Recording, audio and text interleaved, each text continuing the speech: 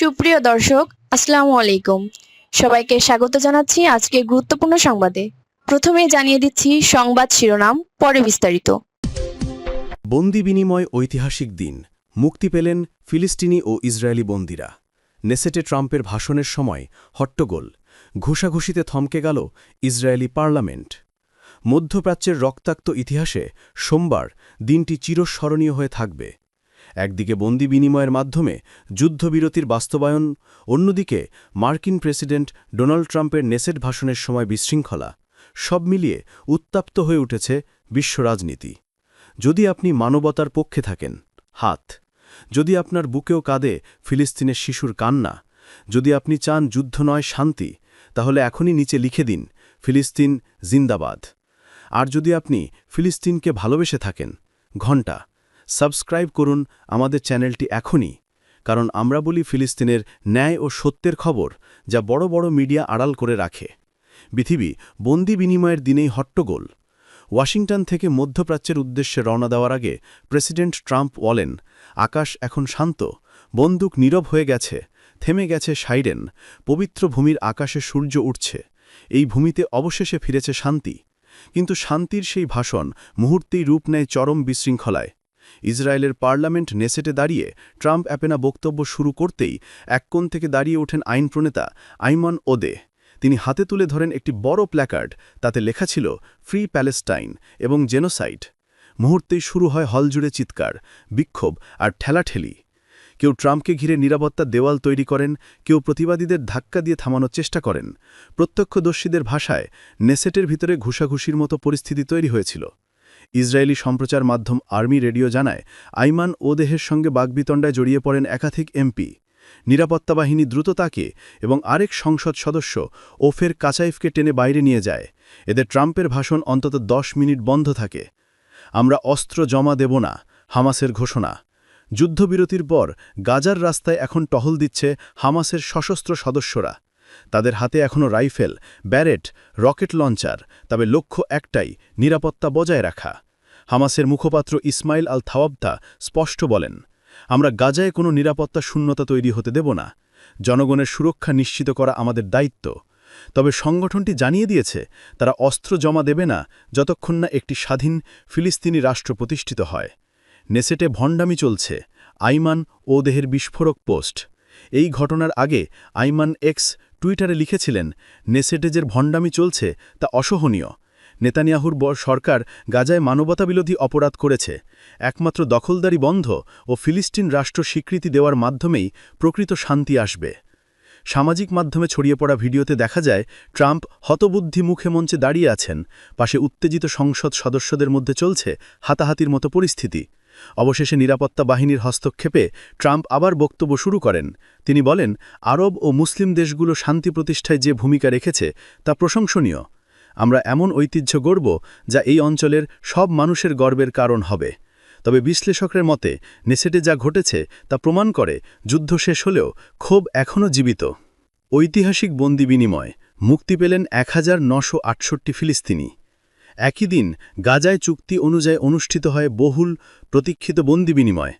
Hamas জীবিত জিম্মিদের ইসরায়েলের হাতে তুলে দেয়, পাশাপাশি মৃত জিম্মিদের মরদেহ ফেরত দেওয়া শুরু করে। ইসরায়েলও চুক্তি অনুযায়ী মুক্তি দেয় 1968 জন ফিলিস্তিনি বন্দীকে।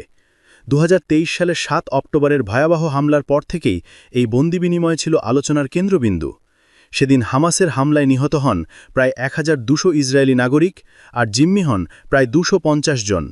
2 বছরের টানাপড়েন, নিষ্ঠুর যুদ্ধ আর কূটনৈতিক আলোচনার পর অবশেষে হল এই বন্দি বিনিময়ের পরিসমাপ্তি। 2 বছর ধরে ছেলেকে দেখিনি, কান্নায় ভেঙে পড়লেন পিতা। ইসরায়েলের ওফের কারাগার থেকে মুক্তি পান শত শত ফিলিস্তিনি বন্দী। বাইরে অপেক্ষায় ছিলেন তাদের পরিবারের সদস্যরা, কারোর হাতে পতাকা, কারোর চোখে অশ্রু। গাজার খান ইউনিসে উৎসবের পরিবেশ, পতাকায় সাজানো চত্বর জুড়ে কান্না ও উল্লাস একসঙ্গে বয়ে যাচ্ছে। একজন পিতা ইয়াসির আবু আজুম ছেলের মুক্তির খবর শুনে বলেন, 2023 সালে আমার ছেলেকে গ্রেফতার করা হয়, 2 বছর তাকে দেখিনি, আজ যেন আমি নতুন জীবন পেলাম। অন্যদিকে তেল আভিবের হোস্টেজ স্কোয়ারে হাজারো মানুষ জড়ো হয় মুক্তিপ্রাপ্ত জিম্মিদের স্বাগত জানাতে। একজন মুক্তিপ্রাপ্ত জিম্মির মা ভিকি হোসেন বলেন, আমি খুবই খুশি। এই মুহূর্তটা কল্পনাতেও ছিল না। মনে হচ্ছে আমি আমার সন্তানকে আবার ফিরে পেয়েছি। ইসরায়েলি কারাগারে নির্যাতনের ভয়াবহ চিত্র। সম্প্রতি মুক্তি পাওয়া ফিলিস্তিনি সাংবাদিক আলা আর রিমাই আল জাজিরাকে জানান, ইসরায়েলের কারাগারে ফিলিস্তিনিদের অনাহারে রাখা, নির্যাতন করা সব সীমা ছাড়িয়েছে। 2 বছরে আমার ওজন 50 কেজি কমে গেছে। তিনি আরও বলেন, মুক্তি পেয়ে মেয়েকে জড়িয়ে ধরতেই সে বলল, বাবা তুমি ব্যথা দিচ্ছ। আসলে অনাহারে আমার শরীর থেকে হাড় বেরিয়ে এসেছে। আকাশঙ্কিক বৃত্তি। অধ্যাপক বাসিল ফারাজ বলেন, এই বন্দি বিনিময় প্রতীকী পদক্ষেপ মাত্র। কারাগারে এখনও হাজারো ফিলিস্তিনি বন্দী নির্যাতনের শিকার হচ্ছে। মানবাধিকারের নামে চলছে ভয়াবহ ভণ্ডামি। বিশ্ব নেতাদের এক মঞ্চে ট্রাম্পের শান্তি সম্মেলন। নেসেটের বিশৃঙ্খলার পরেই ট্রাম্প যোগ দেন মিশরের পর্যটন নগরী শার্ম আল শাইখে আয়োজিত বিশ্ব শান্তি সম্মেলনে। উপস্থিত ছিলেন 28টি দেশের শীর্ষ নেতা। তুরস্কের এরদোয়ান, মিশরের সিসি, কাতারের শেখ তামিম, ফ্রান্সের মাক্রঁ, ব্রিটেনের কিয়ার স্টারমার, পাকিস্তানের শাহবাজ শরীফ, জার্মানির চ্যান্সেলর ফ্রেডরিক মের্জ সহ আরও অনেকে। সেখানে স্বাক্ষরিত হয় ট্রাম্প প্রস্তাবিত 20 দফা গাজা শান্তি পরিকল্পনা। এর মূল লক্ষ্য গাজায় স্থায়ী যুদ্ধবিরতি, পুনর্গঠন প্রক্রিয়ায় আন্তর্জাতিক অংশগ্রহণ, মানবিক সহায়তা তদারকিতে জাতিসংঘ ও রেড ক্রসের যৌথ নজরদারি এবং অস্ত্রমুক্ত গাজা প্রতিষ্ঠা। ট্রাম্প বলেন, গাজা যুদ্ধ শেষ, কিন্তু শান্তির লড়াই এখনও শুরু। আজ আমরা ইতিহাস তৈরি করেছি। তবে বিশ্লেষকদের মতে গাজায় অস্ত্রবিরতি ছাড়া বাকি সবই পুরনো নাটকের পুনরাবৃত্তি। একই সময়ে আমরা একটা নতুন খবর পেলাম। হামাসকে সাময়িক পুলিশ হিসেবে রাখার অনুমতি দেওয়া হয়েছে। সম্মেলনের পর ট্রাম্প সাংবাদিকদের প্রশ্নের জবাবে চমকপ্রদ তথ্য দেন। তিনি বলেন, গাজায় নিরাপত্তা শূন্যতা তৈরি না হওয়ার জন্য হামাসকে সাময়িক পুলিশের ভূমিকা পালন করার অনুমতি দেওয়া হয়েছে। হামাসের গণমাধ্যম দপ্তরের প্রধান ইসমাইল আল থাওয়াপ্তা বিষয়টি নিশ্চিত করে বলেন, আমরা জনগণের নিরাপত্তা নিশ্চিত করতে চাই। কেউ যেন এই শান্তিকে অস্থির করতে না পারে। তবে হামাস স্পষ্ট করে জানিয়েছে, আমরা অস্ত্র সমর্পণ করব না। স্বাধীন ফিলিস্তিনি রাষ্ট্র প্রতিষ্ঠিত হলে তবেই অস্ত্র জমা দেবে।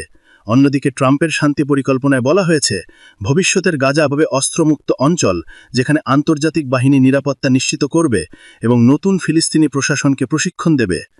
জর্ডানের রাজা সতর্কবার্তা, ফিলিস্তিন রাষ্ট্র না হলে মধ্যপ্রাচ্য ধ্বংস হবে। সম্মেলনের দিনই বিবিসিকে দেওয়া সাক্ষাৎকারে জর্ডানের রাজা দ্বিতীয় আবদুল্লাহ বলেন, যদি আমরা ফিলিস্তিন রাষ্ট্র প্রতিষ্ঠা করতে না পারি তাহলে গোটা মধ্যপ্রাচ্য ধ্বংস হয়ে যাবে। তিনি আরও বলেন, শান্তির একমাত্র পথ হল দ্বি-রাষ্ট্র সমাধান। পশ্চিম তীর ও গাজায় একটি স্বাধীন ফিলিস্তিন রাষ্ট্র থাকতে হবে, নইলে আমরা আবার সংঘাতে ফিরব। রাজার মতে ট্রাম্প জানেন, শুধু গাজার শান্তি নয়, পুরো অঞ্চলের স্থায়ী শান্তি তার লক্ষ্য। যদি কেউ এই সংঘাত থামাতে পারেন তবে তিনি সতর্ক করে দেন, চুক্তির সূক্ষ্ম অংশগুলি বড় চ্যালেঞ্জ। মার্কিন যুক্তরাষ্ট্রকে এই প্রক্রিয়ায় দীর্ঘমেয়াদী সম্পৃক্ত থাকতে হবে। নেতানিয়াহুর অবস্থান এখনও অনধ্য। ইসরায়েলি প্রধানমন্ত্রী বেঞ্জামিন নেতানিয়াহু ইউএনএ স্পষ্ট বলেছেন, দ্বিরাষ্ট্র সমাধান নয়, বরং ইসরায়েলের নিরাপত্তায় সর্বোচ্চ প্রাধান্য পাবে। এর প্রতিক্রিয়ায় আরব বিশ্লেষকরা বলছেন, নেতানিয়াহু এই চুক্তিকে সময়ক্ষেপণের ষড়যন্ত্র হিসেবে ব্যবহার করছেন। প্রকৃত শান্তি এখনও অনেক দূরে। বিশ্ব এখন তাকিয়ে আছে গাজার দিকে। 2 বছর রক্তে ভেজা উপত্যকা আজ সামান্য হলেও শ্বাস নিচ্ছে। শিশুরা প্রথমবারের মতো স্কুলে ফিরছে। মা বাবারা ঘর বানানোর স্বপ্ন দেখছে, কিন্তু পেছনে রয়ে গেছে 67,000 লাশের স্মৃতি, অসংখ্য অনাথের কান্না। গাজার রাস্তায় কেউ পতাকা হাতে, কেউ ধ্বংসস্তূপে ফুল রাখছে। তাদের মুখে একটাই স্লোগান, যুদ্ধ নয়, শান্তি চাই। আপনার কি মনে হয় এই যুদ্ধবিরতি টিকবে? নিচে কমেন্টে লিখে জানান আপনার মতামত। যদি আপনি ফিলিস্তিনের স্বাধীনতা ও মানবতার পাশে থাকেন, তাহলে এখনই লিখুন, ফিলিস্তিন জিন্দাবাদ। আর এমন মানবতার পক্ষে খবর পেতে এখনই সাবস্ক্রাইব করুন আমাদের চ্যানেলটি।